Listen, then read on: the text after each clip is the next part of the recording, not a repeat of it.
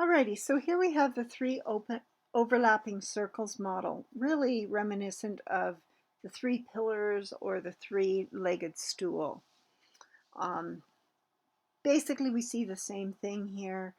I like the three-legged sustainability stool because it, while elegant, it also shows the problems of this model, whereas the problems are less obvious in this way of modeling this vision of sustainability.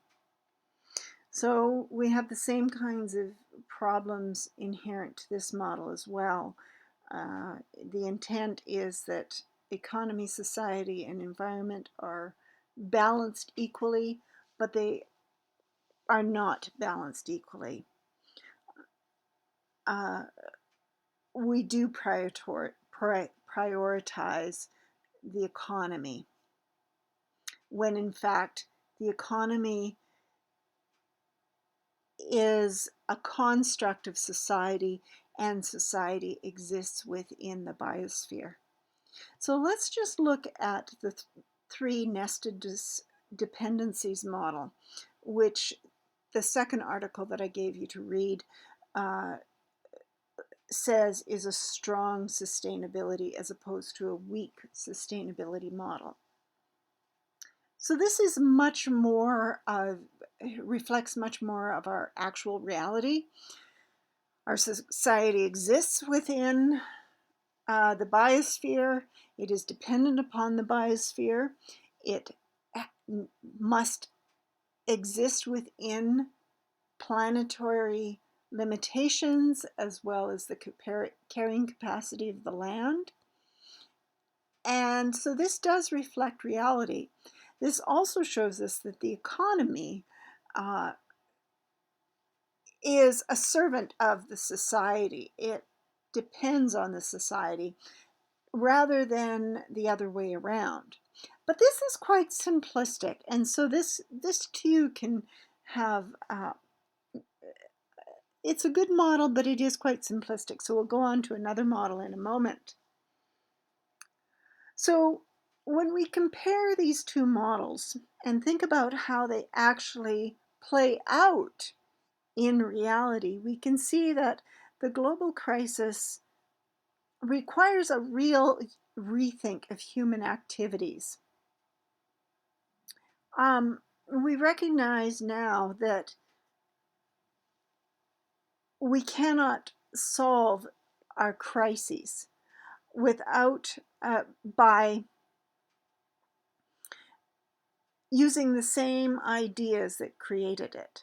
For this, the complexity of the components that interact in this conflict must be accepted with a reconsideration of the economic criteria, planetary limits, and growth limits that have been ignored for many, many years and have encouraged the excessive and costly economic growth that represents the main cause of the current systemic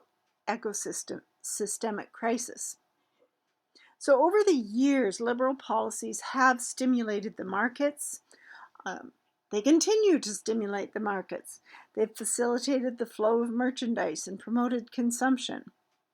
So middle and upper classes of almost all countries have increased their levels of consumption in the last 4 decades. But the consequences were disastrous for the socio-ecosystemic sphere by stimulating a depreciation in the value of resources taken from nature, increasing inequality and degrading ecosystems.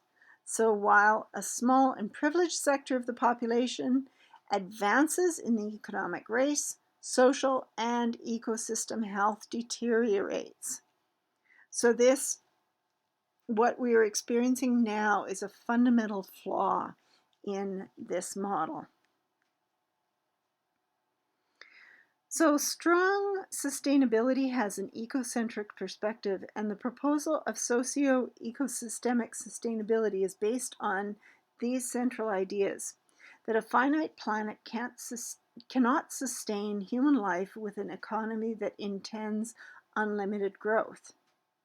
that excessive production and consumption causes serious ecosystemic deterioration, that the global problem cannot be tackled with small isolated actions, and that the economy must protect and serve people, not the other way around. So some of these things are reflected in this model, but let's go on and look at this socio-ecosystem sustainability model. This takes a little bit of looking at and figuring out. It's complex enough that it's not immediately obvious what's going on here.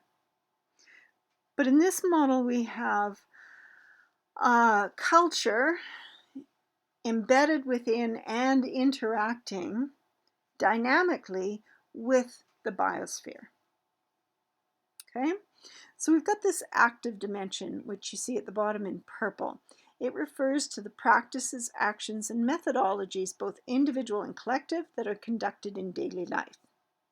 It represents the manifestations of the subject expressed in its decisions, activities, and inactivities.